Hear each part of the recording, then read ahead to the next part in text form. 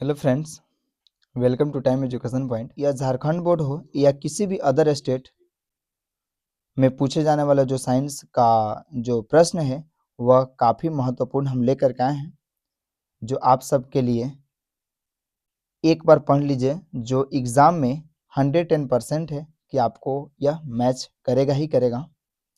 चलिए, first question है कि नाइट्रोजन के एक अणु में दो परमाणु के बीच कितने आबंध होते हैं। यह आबंध है दोस्तों, बट आबंध लिखा हुआ है। चलिए, आबंध होते हैं तो ऑप्शन ए है 1 में 1 होता है, दूसरा ऑप्शन में है 2, तीसरा ऑप्शन में 3 है, चौथा ऑप्शन में 4 है। तो इसका राइट आंसर जो होगा दोस्तों, यह ऑप्शन नंबर बी होगा, या ऑप्शन नंबर सी होगा राइट आंसर दोस्तों। चलिए, प्रश्न संख्या 2 है कि ऑक्सीजन के दो परमाणु के बीच कितने आबंध पाया जाता है। जो ऑक्सीजन है उस ऑक्सीजन के बीच कितने आबंध पाए जाते हैं। तो ऑप्शन ए है 1, ऑप्शन बी है 2, ऑप्शन सी है 3, ऑप्शन 4 है 4। तो इसका राइट आंसर जो होगा दोस्तों, ऑप्शन नंबर 2 होगा राइट आंसर। चलिए, प्रश्न संख्या 3 है कार्बन के परमाणु संख्या होता है, कार्बन के परमाणु संख्या कितना होता है। तो option A 4, option B 5, option C 6 है, ऑप्शन डी 12। तो इसका राइट आंसर जो होगा दोस्तों, ऑप्शन नंबर सी जो राइट आंसर है, परमाणु संख्या 6 होता है। चलिए, प्रश्न संख्या 4, कार्बन के सबसे बाहरी कक्षा में इलेक्ट्रॉन होते हैं। तो कार्बन के बाहरी कक्षा में कितने इलेक्ट्रॉन होते हैं। तो यदि कार्बन का अगर इलेक्ट्रॉनिक विन्यास निकाला जाए तो उसके आउटर सेल में जो इलेक्ट्रॉन होते हैं वह कितने होते हैं। तो ऑप्शन नंबर ए है 1, ऑप्शन बी है 2, ऑप्शन सी में है 3, ऑप्शन डी में है 4। तो इसका राइट आंसर जो होगा दोस्तों, ऑप्शन नंबर डी जो राइट आंसर है 4।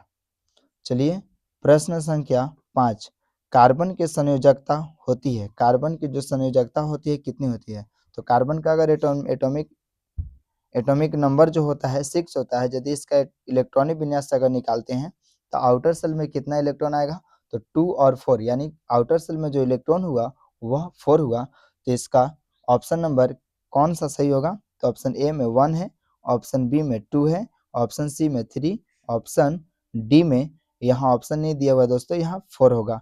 तो यह राइट आंसर ऑप्शन नंबर यह 4 है राइट आंसर, जो यहाँ पे 4 होगा आंसर।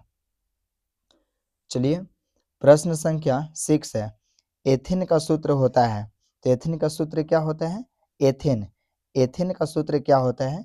तो एथेन का जो सूत्र होता है, ऑप्शन ए है CH4, ऑप्शन बी है C2H6, ऑप्शन सी है C3H6, ऑप्शन डी में है none of this.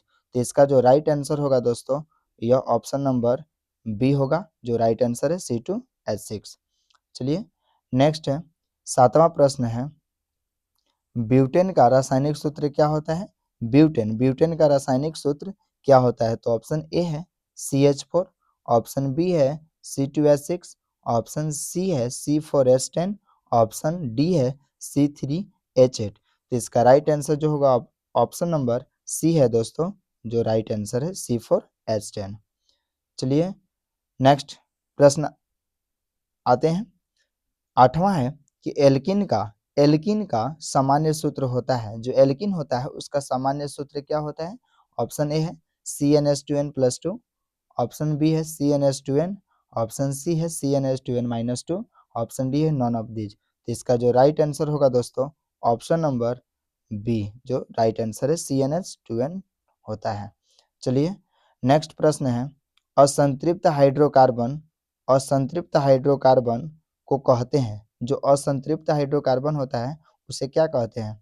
Option A alkane, option B alkene, option C alkyne. तो ऑप्शन 4 में है 2 या 3, यानी ऑप्शन बी और ऑप्शन सी दोनों। तो इसका राइट आंसर जो होगा दोस्तों, यह ऑप्शन नंबर 4 यह राइट आंसर, यानी एल्किन और एल्काइन दोनों जो होते हैं यह असंतृप्त हाइड्रोकार्बन है।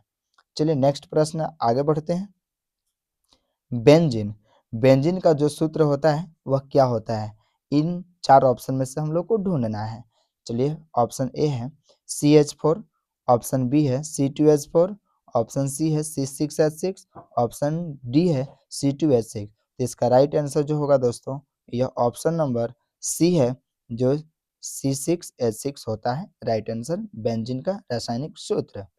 चलिए, अब आगे हम लोग बढ़ते हैं। अम्लीय विलयन, जो अम्लीय विलयन होता है, अम्लीय विलयन का पीएच मान क्या होता है?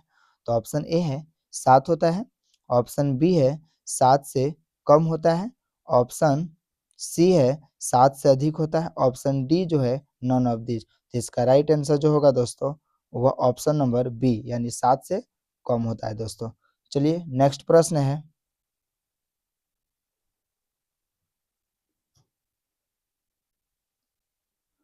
प्रश्न संख्या 12 है, प्रबल अम्ल, प्रबल अम्ल क्या है? निम्न में से प्रबल अम्ल क्या है? तो ऑप्शन ए है H2SO4, ऑप्शन बी है HCl, ऑप्शन सी है HNO3, ऑप्शन डी है ऑल ऑफ दीज। तो इसका राइट आंसर जो होगा दोस्तों, ऑप्शन नंबर डी है ऑल ऑफ दीज, जो यह सब प्रबल अम्ल का उदाहरण है। प्रश्न संख्या 13 है, दुर्बल अम्ल है, तो इन 4 ऑप्शन में से बताना है कि दुर्बल अम्ल कौन है। फर्स्ट में है CH3COOH, ऑप्शन बी में है HCl, ऑप्शन सी में है H2SO4, ऑप्शन डी में HNO3। तो इसका राइट आंसर जो होगा दोस्तों, यह option number A, option number A है, जो दुर्बल अम्ल है। नेक्स्ट प्रश्न है 14, प्रबल क्षारक है, तो इन 4 ऑप्शन में से ढूंढना है कि जो प्रबल क्षारक होता है यह कौन है, इन 4 ऑप्शन में से बताना है। ऐसे तो बहुत सारा प्रबल क्षारक होते हैं, बट इन 4 ऑप्शन में से हमें बताना है कि प्रबल क्षारक होता कौन है।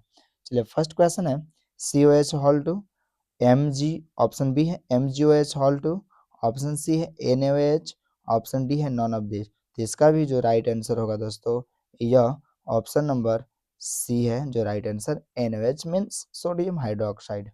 नेक्स्ट, अंतिम प्रश्न है, शरीर की अल्पता को, शरीर की अम्लता को दूर करने के लिए उपयोग करते हैं। तो इन 4 ऑप्शन में से बताना है कि शरीर की जो अम्लता होती है, जो एसिडिटी होती है, उसको दूर करने के लिए हम लोग कौन सा तरीका अपना सकते हैं, क्या हम लोग कर सकते हैं। इन 4 ऑप्शन में से हमें बताना है।